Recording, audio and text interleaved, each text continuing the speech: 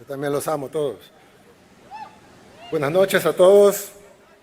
Señor presidente de la Asamblea Legislativa, Ernesto Castro, señoras y señores diputados, señor presidente de la Corte Suprema de Justicia y magistrados de las diferentes salas, señor vicepresidente de la República, Félix Ulloa Hijo,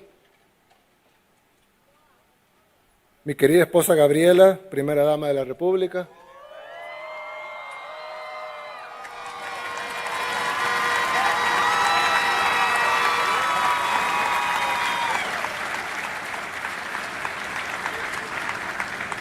señores diputados al Parlamento Centroamericano, señor presidente de la Corte de Cuentas de la República, señora presidenta del Tribunal Supremo Electoral, señores miembros del Ministerio Público, señor fiscal general, procurador general y procuradora para la defensa de los derechos humanos, excelentísimos señores embajadores y honorables jefes de misiones diplomáticas acreditadas en nuestro país,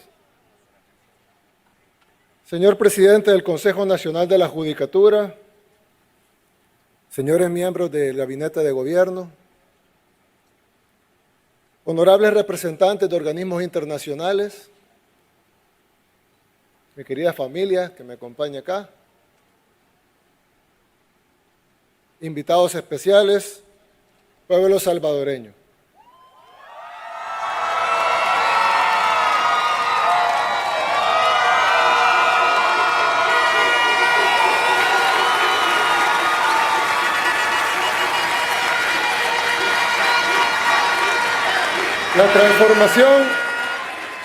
La transformación de El Salvador ha sido una de las más rápidas de la historia moderna, pero para nosotros apenas ha sido suficientemente rápida. El Salvador de hoy no se parece en nada al que recibimos tras décadas de terror y explotación. El país que heredamos ni siquiera era verdaderamente nuestro. Independiente solo de nombre. Sus calles estaban controladas por pandillas y su gobierno en manos de los verdaderos gobernantes que siempre estaban a la sombra. Hace 6 años, el mundo ya había perdido la esperanza en El Salvador. Nos decían que el crimen era parte necesaria, así decían, que el crimen era parte necesaria de nuestra sociedad y que derrotarlo era imposible. Nos daban estudios grandes, proyectos de cómo salvarnos, pero en el fondo nunca creyeron que fuera posible y por eso sus soluciones nunca estuvieron diseñadas para funcionar. El Salvador estaba controlado por personas sin ninguna intención de ayudarnos. Hace 6 años empezamos, nada más, a recuperar nuestro país. Hoy, El Salvador ya no le pertenece a ni los actores extranjeros ni a sus títeres locales. Hoy, El Salvador pertenece al pueblo salvadoreño.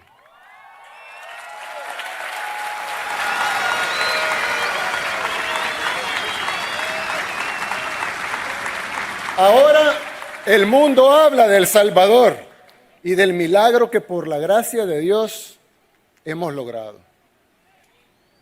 Y nuestro ejemplo ya inspira a muchas naciones del mundo.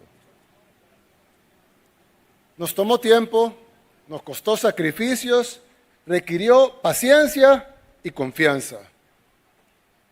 Ya logramos lo imposible, pero nuestro trabajo apenas comienza. Tuvimos que luchar además por lo que otros países en otras latitudes dan por sentado, que es la libertad de construir un futuro en sus propios términos.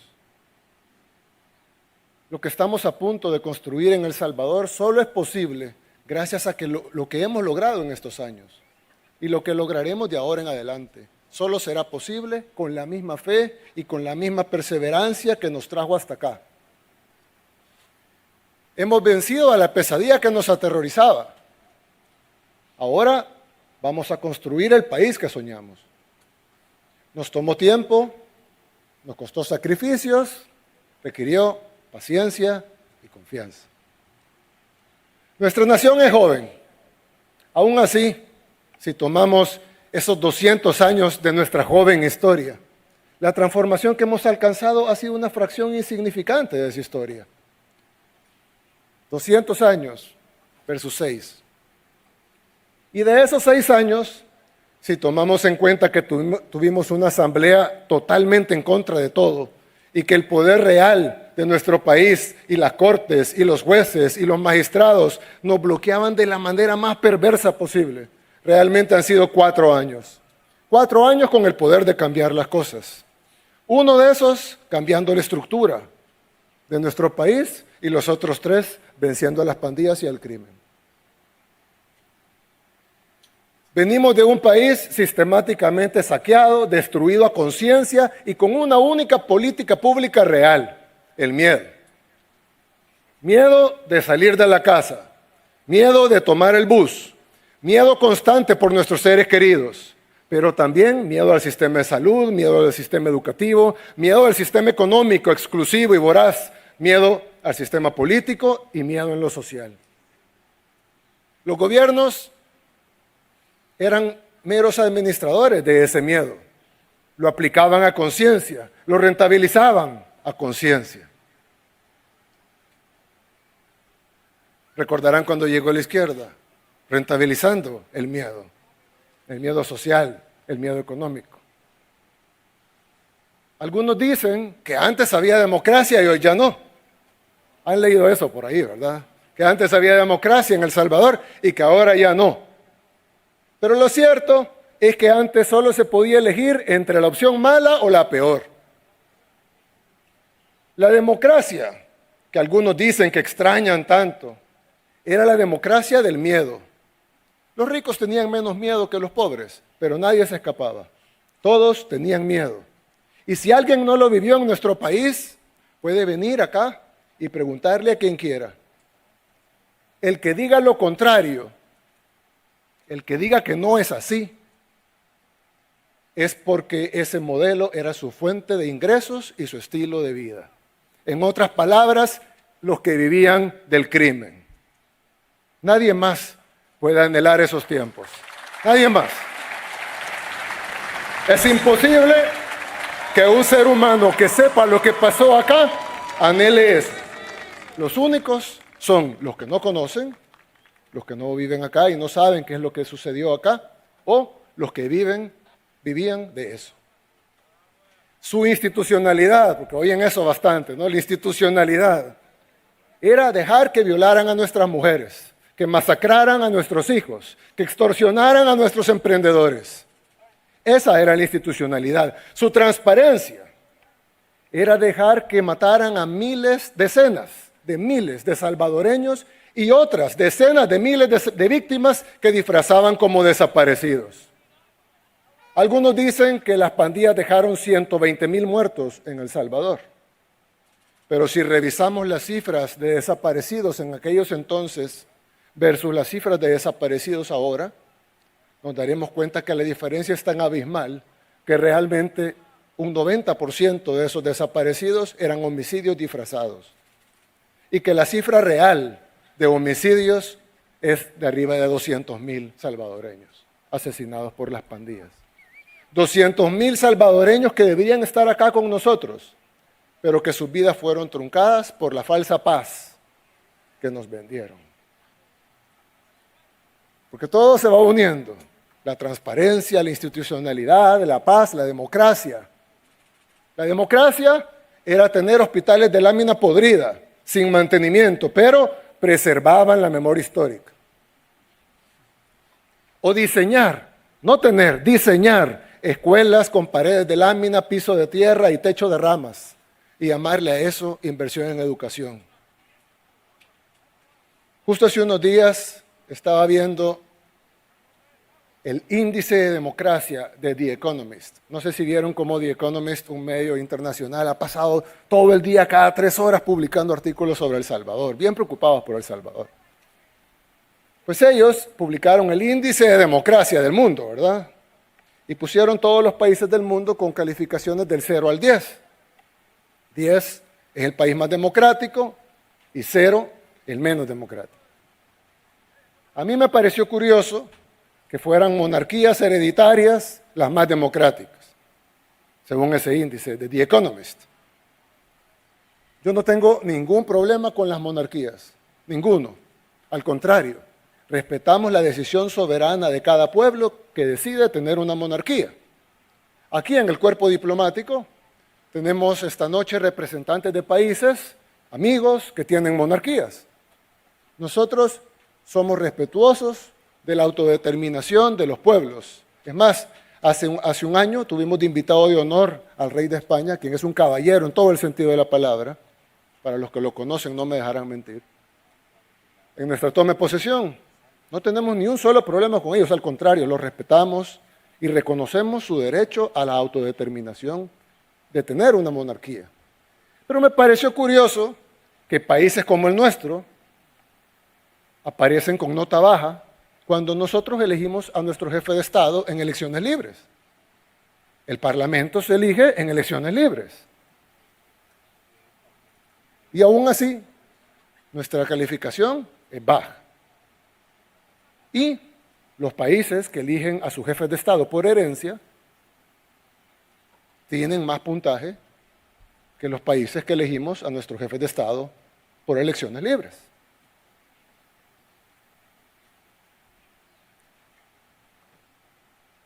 ¿Cómo es posible eso? Una cosa es que tengan mayor bienestar, otra cosa es que tengan mejor calidad de vida. Si fuera un índice de calidad de vida, un índice de bienestar, un índice de desarrollo, está bien que estén muy por encima de nosotros, pero ¿de democracia? Quizás porque ellos hacen los baremos y por tanto ellos establecen los parámetros. Quizás si nosotros hiciéramos el baremo, nos calificaríamos mejor a nosotros y más bajo a ellos. Al final es quien hace el índice y a conveniencia de quién se hace. Alguien pudiera decir, no, presidente, lo que pasa es que son monarquías parlamentarias, lo cual es diferente, ¿no?, a una monarquía absoluta, totalmente distinto. Y por eso tienen puntajes más altos. Bueno, yo les haría la pregunta, ¿será que esos países avalarían que un país latinoamericano instaurara una monarquía parlamentaria? ¿Nos darían su apoyo o nos condenarían? Ahí se dan cuenta que democracia, institucionalidad, transparencia, derechos humanos, Estado de Derecho, suenan bien, son grandes ideales en realidad, pero son términos que en la realidad solo se usan para mantenernos sometidos. Usted no cumplió el índice de transparencia, usted no cumplió el índice de democracia, usted no cumplió el índice de derechos humanos, así estemos cumpliéndolo más que ellos. A los que manejan estas grandes agendas globalistas no les interesa ni la democracia ni nada de los otros términos. Ellos ni siquiera son democráticos. No les interesa el Estado de Derecho. No les interesan los derechos humanos ni la transparencia. Pero sí les interesa instrumentalizar esos términos. Les interesa que nuestros países vivan de acuerdo a sus reglas, reglas que además ellos no siguen. Un país monárquico, con alto índice de democracia. Les podría creer, como les dije, mejor calidad de vida, más desarrollo, más bienestar, etcétera, pero no más democracia. Lo que pasa es que las definiciones se adaptan dependiendo de quién se está hablando. Ellos ven un país como el nuestro, que está funcionando, que sigue sus propios métodos, con sus propios recursos, y dicen, no, eso no es democracia. Nos vamos a llevar a la verdadera democracia, la que hacemos desde nuestras oficinas. Eso hicieron en países como Irak o Libia. Busquen cómo terminaron esos países y ahí se darán cuenta de lo que significa la democracia cuando se refieren a los países que deben estar sometidos. Significa destrucción, pobreza, subdesarrollo, sometimiento. Nosotros debemos acabar con todos estos sinsentidos. Les voy a poner un ejemplo de un caso reciente que pasó aquí en El Salvador. Cuando comenzó el régimen de excepción, ustedes se recuerdan que decían que Habíamos puesto cuotas a la policía de arrestos. Eso dicen todos estos medios, la oposición, las ONGs, las organizaciones de derechos humanos. Nos acusan de que les exigimos a los agentes de la policía cuotas de arresto. Pues en esas cuotas de arresto que dicen ellos, arrestamos a un pandillero. El pandillero era menor de edad, no estaba tatuado, no tenía ningún tatuaje, no tenía antecedentes penales, era menor de edad. Y sabíamos que era pandillero por las investigaciones de la policía, nada más. El niño símbolo de la oposición. Menor de edad, joven, no tiene tatuajes, no tiene antecedentes.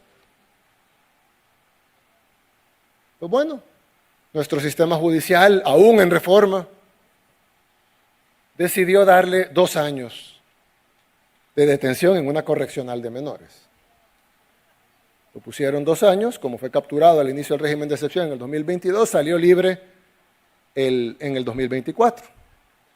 Pues hace 4 días, el 28 de mayo de este año, 1 año después de haber salido libre, asesinó a un ex cabo de la policía en Tacuba. Vieron el homicidio ese día en Tacuba. Fue realizada por él. Mató a un hombre de 62 años. Nosotros ya lo habíamos capturado. Lo teníamos en custodia. Era nuestro deber evitar ese asesinato, manteniéndolo en custodia. Pero por cumplir los tratados internacionales y las reglas que nos imponen de derechos humanos, ese homicidio es culpa del Estado. Porque nosotros debimos haber garantizado que ese pandillero se pudriera en la cárcel. Lo dejamos salir por cumplir tratados y hoy una familia está de luto y un salvadoreño más está asesinado. Súmenlo a los 200,000 salvadoreños que mataron las pandillas.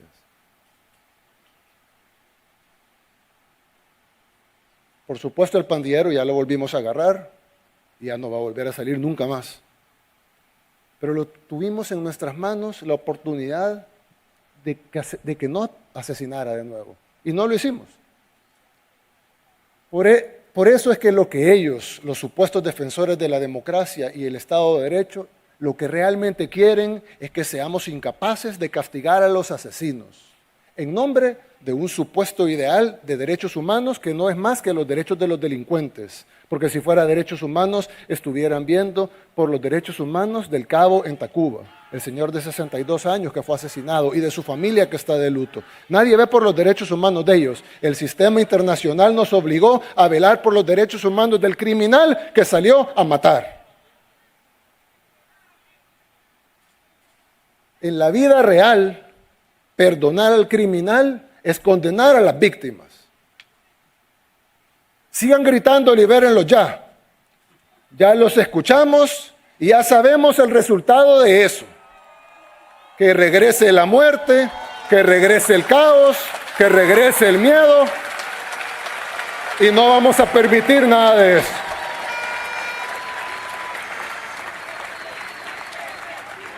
Así que no los vamos a liberar ya ni nunca.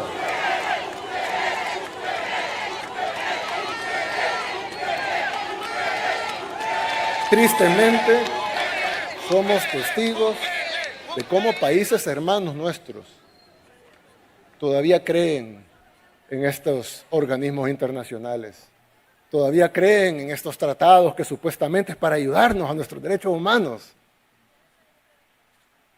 Y algunos políticos de la región, lamentablemente, y cuando digo región me refiero a Latinoamérica, no a Centroamérica, me refiero a toda Latinoamérica, se prestan a este juego.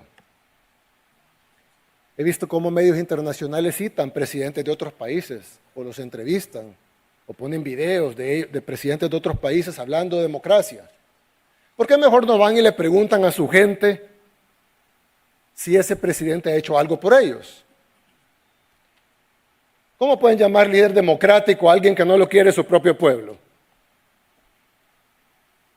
¿De qué sirve una democracia, entre comillas, cuando es más bien un Estado fallido que no puede cumplir ni siquiera con su labor principal, que es la labor principal de cada Estado? Darle seguridad a sus ciudadanos. Hay muchas labores, pero la principal es darle seguridad a sus ciudadanos.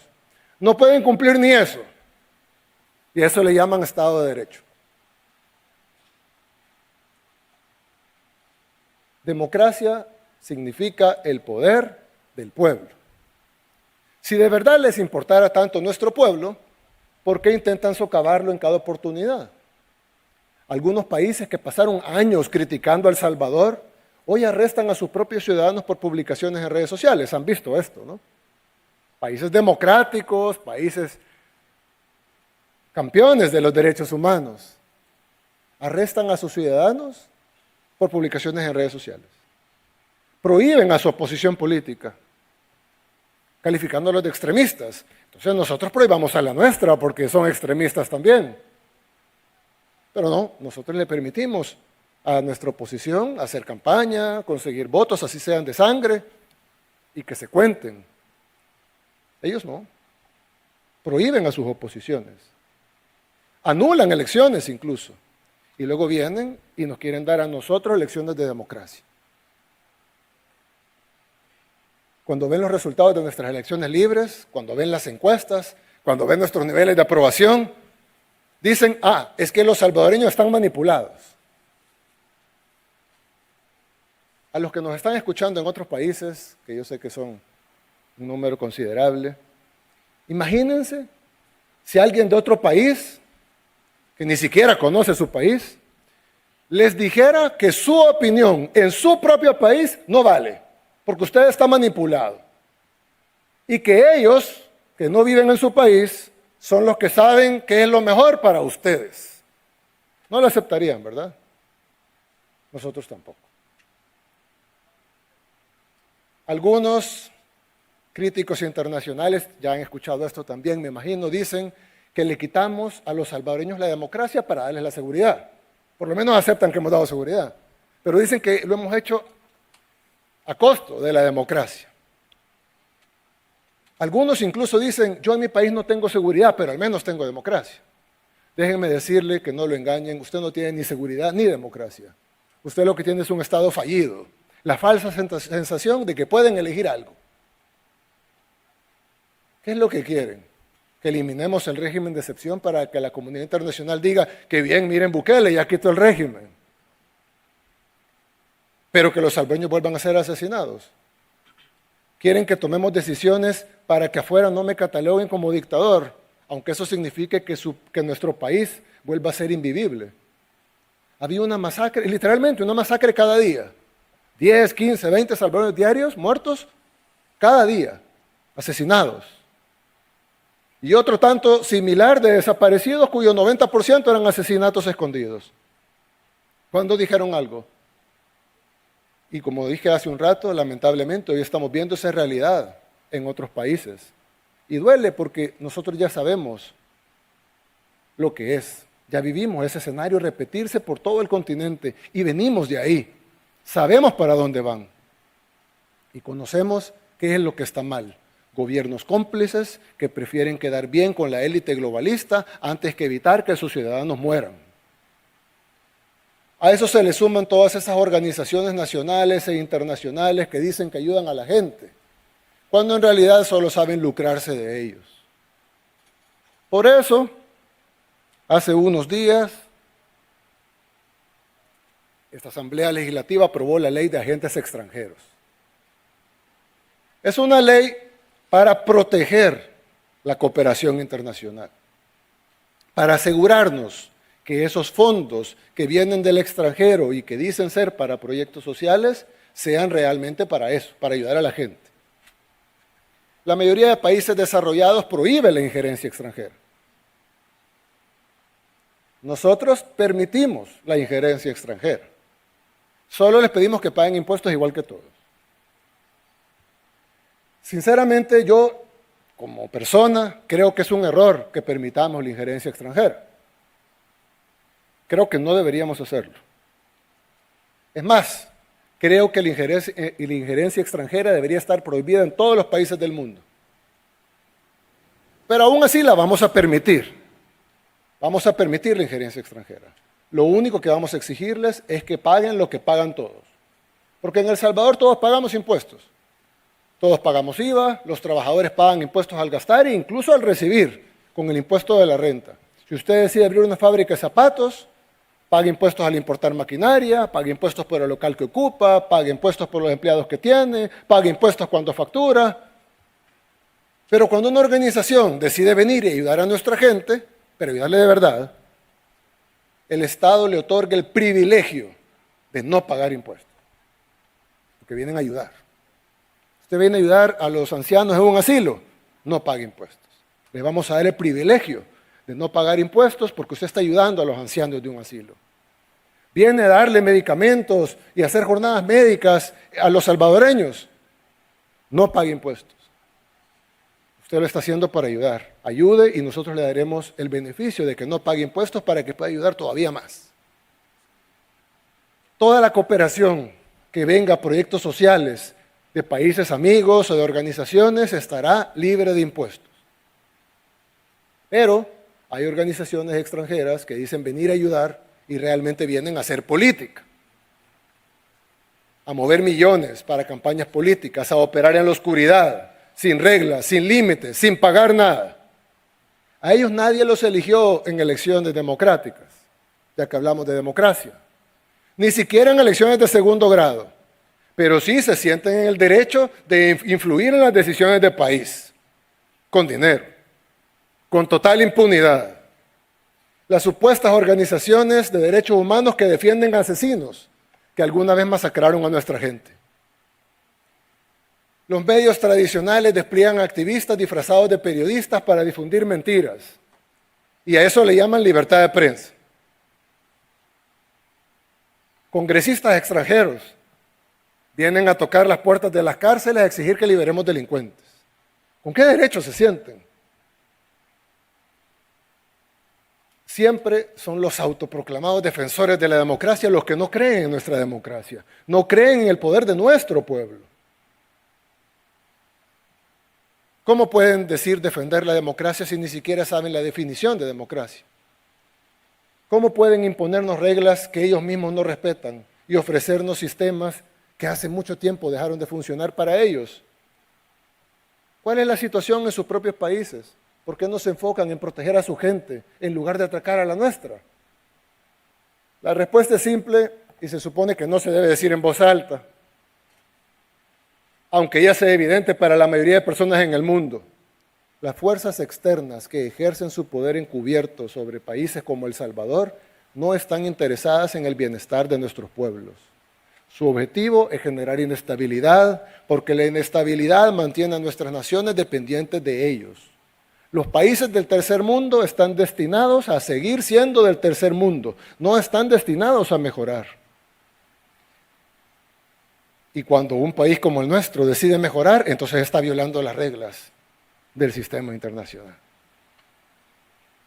En El Salvador, además, ya vivimos esa falsa democracia durante décadas. Ya hicimos lo que ustedes decían que había que hacer, ya seguimos sus consejos y nos dejó más pobres, más enfermos, más subdesarrollados y más inseguros y más saqueados. A eso no vamos a volver.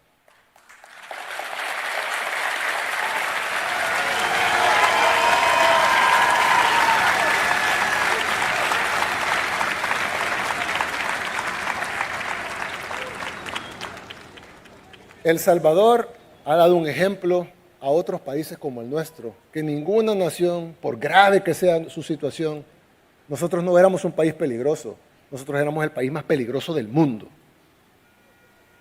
No hay ninguna situación, por grave que sea, que obliga a una nación a resignarse al sufrimiento eterno. Ese ejemplo debería ser motivo de celebración, pero no. A esos que quieren mantener a nuestras naciones pequeñas dominadas les aterra un efecto dominó global. Y lo dicen en sus medios. La democracia que predican es hacer todo lo posible para imponer el mensaje de que no se puede salir adelante. Mientras hablamos ahorita, y hoy todo el día y ayer, hay un ataque coordinado en marcha. Medios tradicionales, internacionales y locales, ONGs, organizaciones de derechos humanos, instituciones internacionales, todos orquestados, al unísono, golpeando con los mismos temas. Pero los años de engaño ya les pasaron factura a ellos y la gente ya no les cree nada. Ellos tienen palabras elegantes, rimbombantes, como diríamos los salvadoreños, pero nosotros tenemos las pruebas. Cuando dejamos de tomar esa medicina envenenada de los poderes extranjeros y comenzamos nuestra propia terapia, empezamos a sanar. La ley de agentes extranjeros garantiza que quienes quieran venir a ayudar de verdad a nuestra gente mantengan el gran privilegio de no pagar impuestos como si pagamos todos los demás.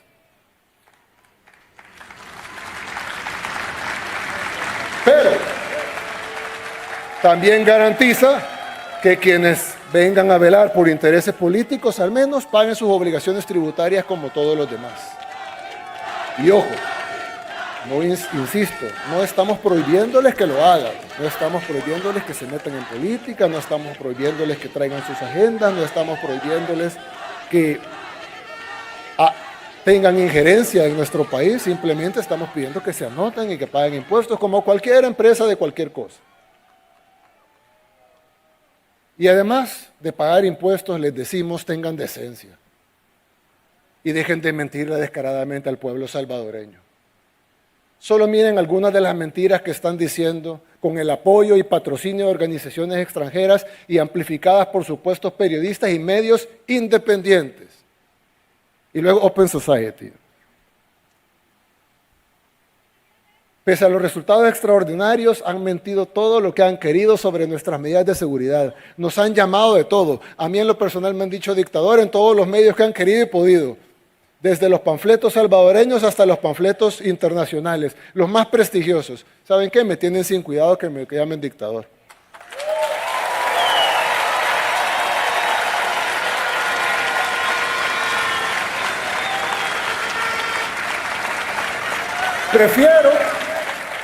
Prefiero que me llamen dictador a ver cómo matan a los salvadoreños en las calles.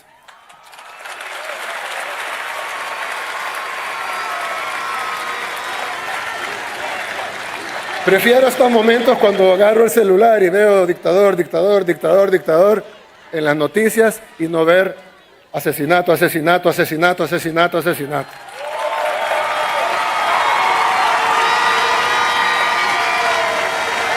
Prefiero que me llamen dictador, pero que los salvadoreños podamos vivir al fin en paz.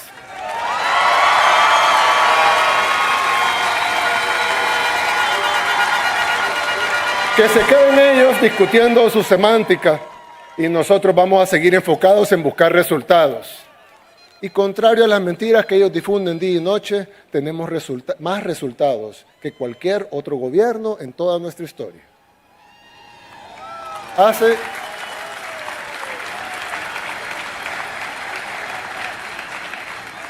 Hace exactamente un año yo dije que este quinquenio iba a ser para trabajar en la economía. Este año ha pasado y las cosas no están como quisiéramos aún, por supuesto, solo va un año. Pero no digan que no se ha hecho nada. Hemos abierto opciones de alimentos sin intermediarios, lo que reduce significativamente el precio. Los agromercados, que por supuesto la oposición criticó desde el inicio, no es una solución perfecta, pero es una solución, donde se pueden comprar 20 tomates por $1. Claro, los que queramos podemos seguir yendo al supermercado, aunque sea más caro.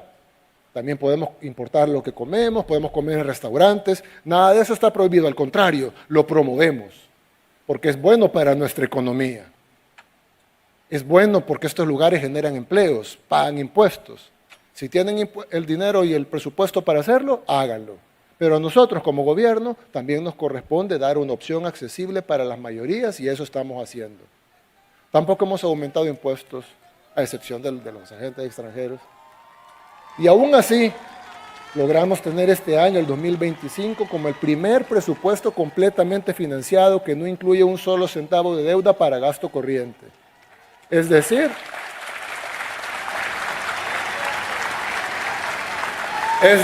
incluye la totalidad de gastos sin necesidad de financiamiento adicional. Y así como estamos haciendo eficientes los recursos, estamos trabajando también de la mano con organismos internacionales, con países, con bancos extranjeros, con los que hemos establecido una relación de respeto mutuo. Porque nosotros no queremos ser un país aislado. Nosotros queremos trabajar con nuestros amigos en el exterior. Yo se lo dije hace años, que estamos listos, las puertas están abiertas de par en par. Queremos ser amigos, queremos ser socios, queremos ser aliados. Lo que no queremos ser es sus lacayos. Por ejemplo, el Banco Mundial, el Banco Interamericano de Desarrollo nos ha apoyado en muchísimos proyectos. Recientemente, incluso con la construcción de escuelas, que estamos haciendo 2 diarias. El CAF está tan comprometido con apoyarnos que ya se están inaugurando sus instalaciones aquí en El Salvador. Tenemos relaciones comerciales con la mayoría de países del mundo. Es más, primero, no sé si escuchaban a la oposición decir que nos habíamos vendido a China. Se vendieron a los chinos, porque habían unas tiendas de venta de productos chinos en el centro. Se vendieron a los chinos. Y luego, cuando fuimos a la Casa Blanca a reunirnos con el presidente Trump, se vendieron a los gringos. ¿Cómo es eso? Nos vendimos a China y a Estados Unidos al mismo tiempo. Y ninguno de los dos protestó. Una de dos, o somos los mejores diplomáticos del mundo, o es mentira, no nos hemos vendido a nadie. Y más recientemente, como una prueba de que tenemos dignidad, pero no estamos cerrados a la cooperación internacional, estamos abiertos con las puertas de par en par para cualquiera que nos quiera acompañar en este camino. Firmamos un acuerdo sin precedentes con quien no ha sido nuestro amigo necesariamente, pero firmamos un acuerdo que es de mutuo beneficio con el Fondo Monetario Internacional. Y ellos mismos evaluaron hace poco, hace una semana creo, o 2, y dijeron que superamos con creces todo lo que esperaban de nosotros.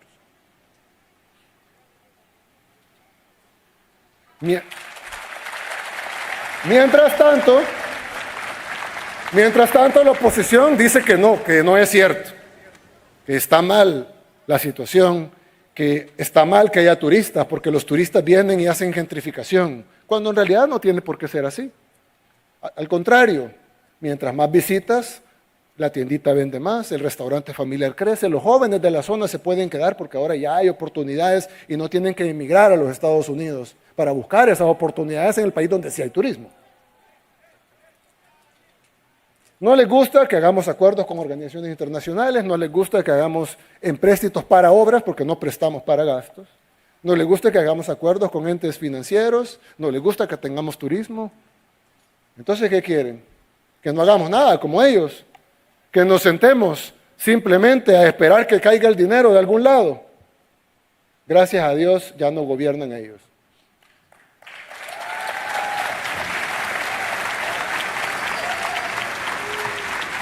Lo mismo ocurrió con la educación. Mintieron todo lo que quisieron, dijeron que no invertiríamos en eso porque lo que queríamos es que el pueblo fuera dócil y manejable. Pero la realidad es que en el quinquenio del profesor se invirtieron promedio solo 948 millones de dólares en educación. Y en nuestro quinquenio se invirtieron 1.411 millones de dólares por año. Nadie en toda la historia de El Salvador ha invertido en educación como ha invertido este gobierno.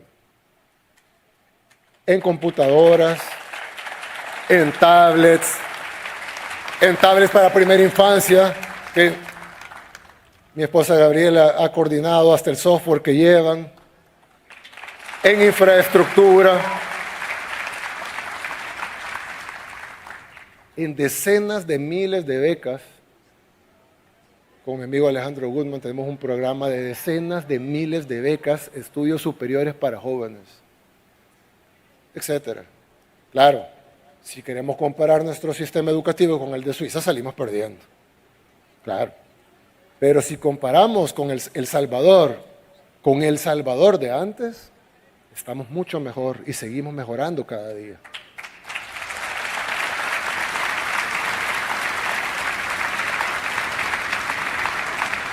Comparemos nuestro país en la actualidad con el pasado. ¿Para qué? Para saber de dónde venimos, a dónde estamos y para dónde vamos.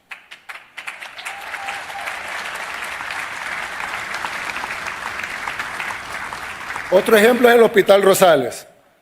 Dijeron que nunca lo íbamos a hacer, que era un render, que era mentira. Hubiéramos querido entregarlo hace mucho.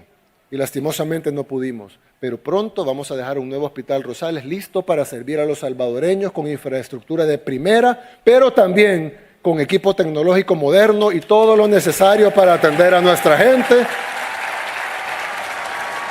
con la calidad de cualquier hospital privado o mejor.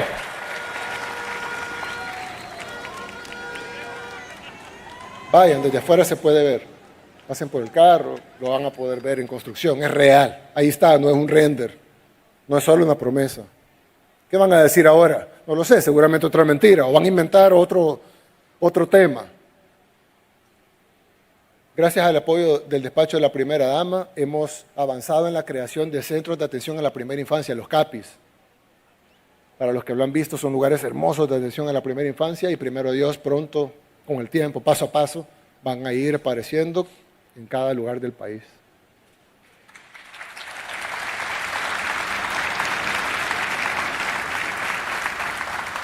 También con el despacho de la primera dama hemos trabajado en la ampliación de la oferta cultural y educativa dirigida no solo a la primera infancia, sino a todo el país. Hay cerca de 2,000 estudiantes en nuestra Escuela Nacional de Música inscritos. Hay más en fila, pero no tenemos más cupos. Primero Dios, vamos a abrir miles de cupos más para poder tener más jóvenes, niños y bebés incluso en la Escuela de Música, ofreciendo otros programas también de formación artística. Tenemos agrupaciones como el Ballet Nacional, el Ballet Folclórico, la Banda El Salvador, que es una realidad, fue una promesa, es una realidad también que tiene más de 1,000 integrantes. Los que la han visto, es un orgullo para nuestro país. Hemos intervenido varias áreas de emergencia pediátrica y continúa la modernización de los espacios materno-infantiles. Falta mucho, sí, pero comparemos de dónde venimos, sepamos de dónde venimos, a dónde estamos, falta, pero también sepamos para dónde vamos. Y si bien aún hay mucho por hacer, nadie puede negar que la primera infancia es una prioridad para nuestro país, algo que en el pasado ni siquiera se ha mencionado. Nosotros sabemos que cada cosa que hacemos y por cada cosa que arreglamos, otra cosa tiene que esperar. Quisiéramos resolver todos los problemas al mismo tiempo, pero sabemos que eso no es realista. Podemos darle computadoras a todos los niños, ya lo hicimos, pero las escuelas seguían en condiciones deplorables. Podemos remodelar 2 escuelas por día, pero faltarán otras escuelas aún, miles. Podemos construir el mejor hospital de Centroamérica que queremos, ese es nuestro sueño, que sea el Hospital Rosales, pero faltarán otros hospitales. El gobierno puede hacer feliz a cualquiera, pero no puede hacer feliz a todos al mismo tiempo. Es difícil, algunos dirán imposible, sin embargo, vamos a intentarlo. Porque es de cobardes no intentarlo. Si escogimos estas luchas es porque creemos en un El Salvador mejor. Y este no se forja diciendo no. Seguimos avanzando a pesar de los obstáculos, la crítica y la oposición interna y externa. Porque esas críticas y ataques, incluso personales, y a mi familia, palidecen ante la satisfacción de saber que cambiamos la vida de millones de personas.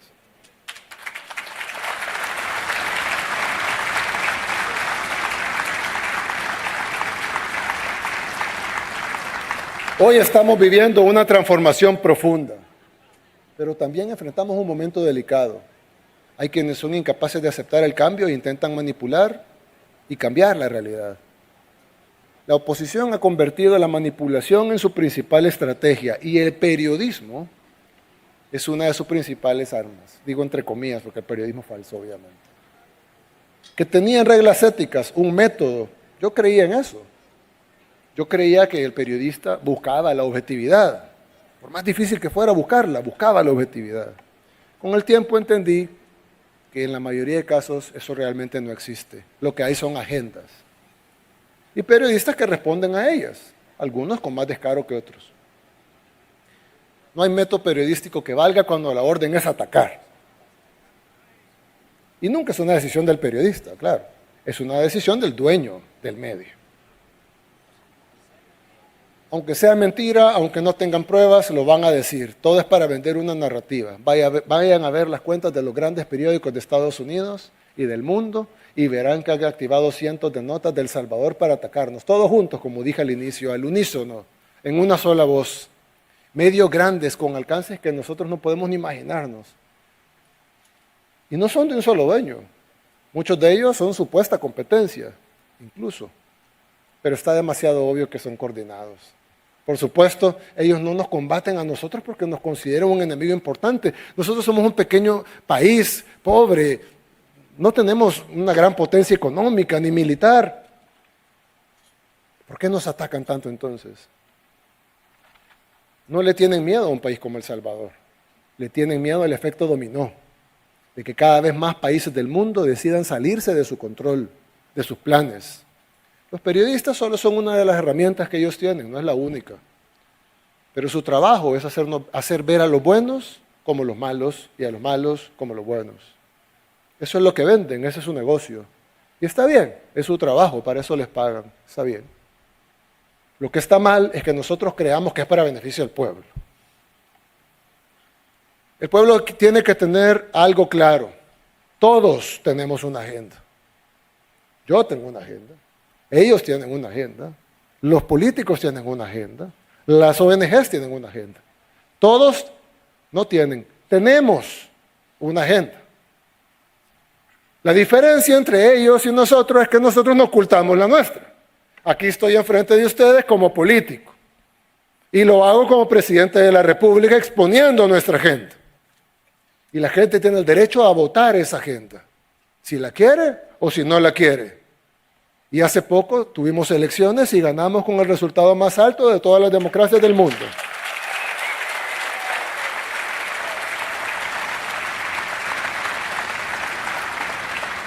Sin embargo, muchos de ellos sí esconden su agenda. De hecho, dicen que son independientes, aunque digo Open Society abajo. Se esconden detrás de supuestas causas, tratando de proyectar y rentabilizar las necesidades del pueblo. Y reciben millones cada año para vender miseria y propagar violencia. Así como algunas ONGs se venden como defensoras de derechos humanos y en realidad se dedican al activismo político y lo hemos visto recientemente. Todas son herramientas para las agendas. Y ni los periodistas ni las ONGs, herramientas de agendas, están prohibidas en nuestro país. Son libres de publicar sus panfletos, son libres de decir sus mentiras. En otros países lo prohíben. Muchos países desarrollados prohíben lo que llaman desinformación. En Europa muchos países tienen prohibido en su ley la desinformación. Nosotros no. Nosotros, tal vez equivocadamente, permitimos la desinformación. Ellos son libres de hacer y publicar, pero por lo menos que lo llamen por su nombre. Si deciden hacer activismo político y negocio, que lo llamen así. Ellos no son periodistas, son activistas políticos que están haciendo negocio. Ellos no son ONGs, son activistas políticos que están haciendo negocio. Dicen que pactamos con pandillas. ¿Qué pacto es ese? ¿En serio van a pactar que atrapemos a los 70,000 pandilleros de este país? ¿Alguien puede creer que eso es real? ¿Alguien cree en eso? El mismo día que salió el reportaje les abrimos las puertas de las cárceles porque dijeron que los pandilleros los habíamos separado, que ya no estaban revueltos. Eso fue hace un par de años. Y ellos mismos dijeron, si el régimen quiere demostrar que hemos mentido, que abran las cárceles. Abrimos las cárceles a medios internacionales y todos pudieron constatar que los pandilleros estaban revueltos. Y no estaban separadas como habían dicho ellos. Estaban mezclados en ese tiempo con 2 tiempos de comida nada más y sin ni siquiera luz del sol por una ventana. ¿Creen que les importó? No, siguieron mintiendo y repitiendo la misma mentira. Es más, aquí, que saben que son populares las medidas contra los pandilleros, venden la idea de que tenemos un pacto y que les damos beneficios. Pero afuera, que saben que las medidas duras no son populares porque es como, qué duros son con la gente, dicen que los tratamos mal, que no los deberíamos de tratar así, que no les damos suficiente proteína. Las dos cosas no pueden ser reales. Dicen que encarcelamos defensores de derechos humanos, disidentes, opositores al régimen. Yo me pongo a pensar, ¿cómo podemos combatir la corrupción si toda la oposición tiene impunidad garantizada? No se pueden tocar. Cualquier opositor corrupto que se lleva a la cárcel es un perseguido político. Todos estuvieron 15, 20 años lucrándose del Estado, pero ahora se pusieron el carnet de perseguido político. Trabajar en una ONG ahora es sinónimo de impunidad. Ser periodista del club, porque hay periodistas que no los incluyen en el club, tiene que ser de APES. Ser periodista del club les permite infringir la ley sin consecuencias. O sea, que una persona, si asesina a sangre fría a la otra, solo tiene que ir a pedir trabajo a alguna de estas ONGs o medios del club y ya la ley no los puede tocar, porque son defensores de derechos humanos, porque son disidencia, oposición al régimen. Ellos creen no solo tener el monopolio de la verdad, sino que si le paso algo a un periodista que no le pertenece al club, a ese no lo van a defender. Al contrario, se van a burlar de él. Ja, ja, ja, vieron, a pesar de que hablaba bien del régimen, te procesaron. Porque ellos no están ahí para defender causas, ni siquiera para defender gremios. Ellos están ahí para conseguir impunidad de la corrupción y del crimen para sus miembros. Ellos quieren imponer su narrativa, lo cual hacen todos los partidos políticos del mundo. Y si no me creen, piensen cuándo fue la última vez que estos medios, que supuestamente buscan la verdad, hicieron una nota criticando a la oposición. ¿Será que la oposición nunca hace o ha hecho nada malo? No lo hacen, porque no está en su agenda. Todo lo que diga la oposición, incluso un criminal, sientan a un criminal y lo que diga, ni siquiera es cuestionado. Cualquier cosa que un criminal, asesino en serie diga es santa palabra. Y nada lo cuestiona. Nadie corrobora si lo que dice es verdad o mentira, mientras se apegue a la agenda, mientras se apegue a la narrativa, mientras digan lo que ellos quieren que digan. Ganan premios, incluso supuestamente prestigiosos, a costa del dolor de la gente. Pero si su negocio es la muerte, al menos digan la verdad. Digan la verdad del dolor de las mayorías. Si solo se aprovechan del dolor de la gente, eso se llama ser carroñero. Y tienen todo el derecho a ser carroñeros, pero al menos digan lo que son, carroñeros, sin hipocresías. Como siempre he creído, hay conceptos que se explican mejor con ejemplos concretos. Así que les voy a contar un ejemplo que puedo contar ahora sin afectar nuestra estrategia porque ya pasó algún tiempo. Cuando lanzamos el Plan Control Territorial en junio del 2019, dijimos que contemplaba una serie de fases, ¿se recuerdan? Y que las íbamos a ir revelando a medida fuéramos activando cada una de esas fases. ¿Qué dijeron estos periodistas? No es transparente, tiene que revelar todas las fases del plan. ¿No les parece ilógico revelarle a los criminales todas las fases del plan contra el crimen? ¿Cómo vamos a hacer público un plan que combate las pandillas en ese tiempo? ¿Se acuerda cuando pedían todos los días que publicáramos el plan? No le hicimos caso y gracias a Dios no se filtró. Porque si hubiese pasado, se imaginan la sangre que hubiera seguido corriendo. Nunca hubiéramos resuelto nuestro problema. En aras de darle la información por la bendita transparencia, no se hubiera podido vencer a las pandillas. Hubiéramos tenido que revelar todas las fases del plan. Y por supuesto entonces no hubiera funcionado. No sé si recuerdan incluso cuando inició el régimen de excepción, otro ejemplo, y empezamos a anunciar operativos. Y a veces anunciábamos los operativos después que habían sido realizados, como debe ser. Pero algunas veces anunciábamos los operativos antes de que se realizaran.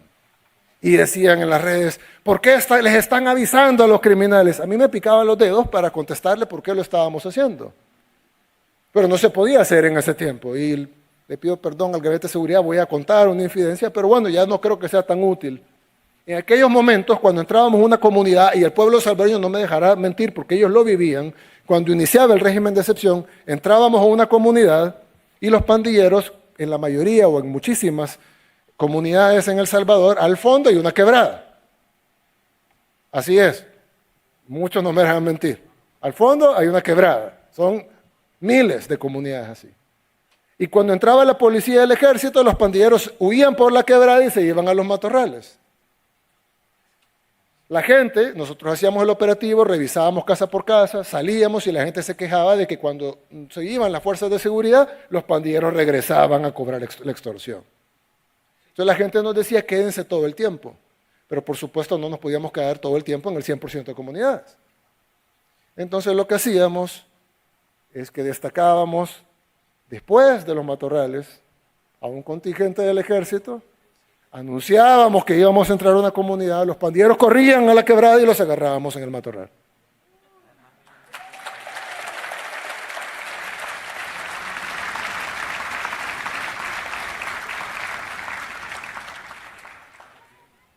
Hoy se los conté. Pero en ese tiempo no se podía, porque hay cosas que se pueden decir en un momento y hay cosas que tienen que esperar.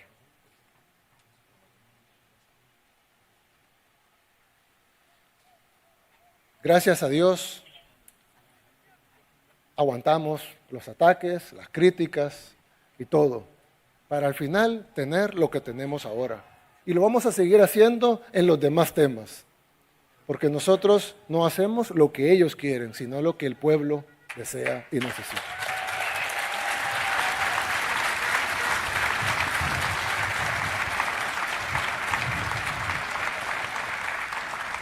Revelar el plan control territorial antes de tiempo hubiera significado decenas de miles de muertos, hubiera sido sangre en sus manos. ¿Y qué hubieran tenido a cambio? Primero hubieran filtrado, hubieran tenido visitas, likes, dinero, grants internacionales y luego hubieran recibido premios y hubieran publicado las claves de por qué falló el plan de El Salvador.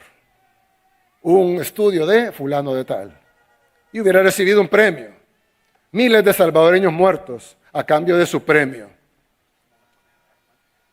Ellos no pagan las consecuencias, las pagaba nuestro pueblo.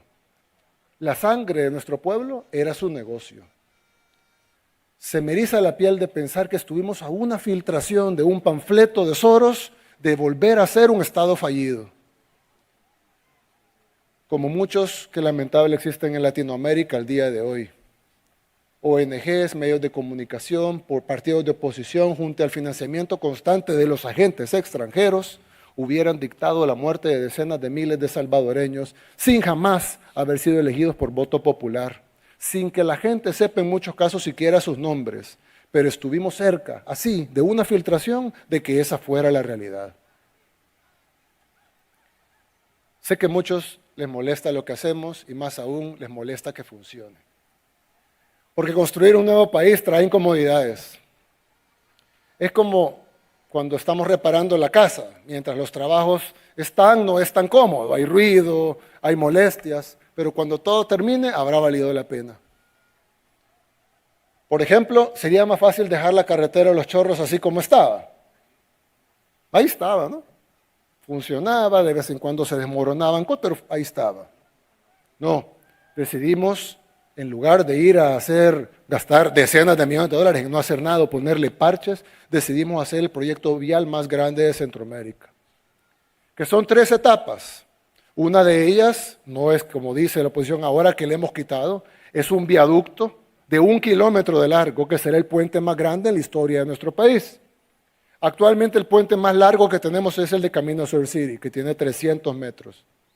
El próximo puente más largo será el puente de la Echadura, que lo estamos construyendo, que tiene 400 metros. Pero el próximo puente más largo será el de Los Chorros, que tendrá 1 kilómetro. Vamos a ampliar ese viaducto a 8 carriles, el viaducto Francisco Morazán, que será el puente más largo del país, y lo conectaremos con 3 etapas que harán el proyecto vial más grande en la historia de El Salvador, de 400 millones de dólares, para solucionar una arteria que ha sido un problema desde, para los que conocen la historia de ese camino, de hace 500 años. Literalmente cortando una montaña que es 25 veces más grande que 25 veces el tamaño del monumento del Salvador del mundo, más alto. Y son 25 taludes. Es una obra que ningún otro gobierno se atrevió a ejecutar. Y pronto lo vamos a terminar. Bueno, tardará un par de años, pero es pronto si lo vemos en toda la historia de nuestro país. y ser el proyecto de ampliación vial más grande de toda Centroamérica. Son algunos meses de molestias, pero luego van a ser décadas de beneficios para los que transitan a diario por ahí y el desarrollo de nuestro país. En fin, lo que tenemos ahora no es perfecto, claro que no. Nunca lo va a ser, somos seres humanos, pero es 1000 veces mejor a lo que siempre tuvimos. Si no dejamos que de los mismos de siempre nos dividan, si no caemos en la trampa de los que solo se quejan, vamos a lograr mucho más. Todo empieza por valorar lo que ya logramos y por soñar en lo que podemos lograr. Porque un pueblo que no valora lo que tiene está a un paso de perderlo. Pero claro, cuando uno se acostumbra a algo bueno, uno quiere algo mejor. Y está bien exigir. Lo que no está bien es que ahora, los que nunca hicieron nada, sean los que más se quejan. Incluso ahora, con las cosas que sí están funcionando, algunas personas piensan que los cambios que hemos logrado y seguimos haciendo son fáciles o que cualquiera los pudo haber hecho. Bueno, los expertos en pandillas dijeron que las maras eran un mal necesario, imposible de quitar, que requeriría varias generaciones de salvadoreños poderlo quitar. Como siempre digo, gracias a Dios no les hicimos caso.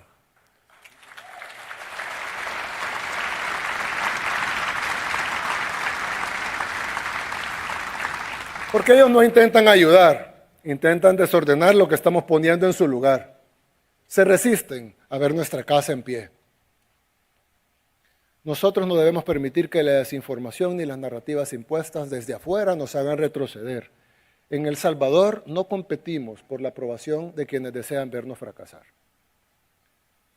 Lideramos con el ejemplo para los que quieran buscar inspiración, pero ante todo estamos construyendo nuestro propio futuro, en nuestro propio país, para nuestra propia gente, con nuestros propios métodos. No imponemos nuestro camino a ningún otro país del mundo, pero tampoco vamos a permitir que nadie nos arrebate la paz que tanto nos ha costado. Hemos logrado lo que nadie creía posible y apenas estamos comenzando. El camino por delante no será fácil, enfrentamos grandes desafíos. Reformar nuestro sistema educativo, modernizar nuestra salud pública, impulsar nuestra economía. Pero al parecer también enfrentamos fuerzas externas que temen el poder de la independencia de una pequeña nación. Nuestro futuro puede ser hermoso, pero construirlo no será rápido ni sencillo y requerirá confianza, paciencia y sacrificio. Juntos podemos lograrlo. Ya lo hicimos una vez. Lo haremos primero Dios de nuevo y el mundo será testigo. Que Dios bendiga a El Salvador y que Dios los bendiga a cada uno de ustedes. Muchas gracias.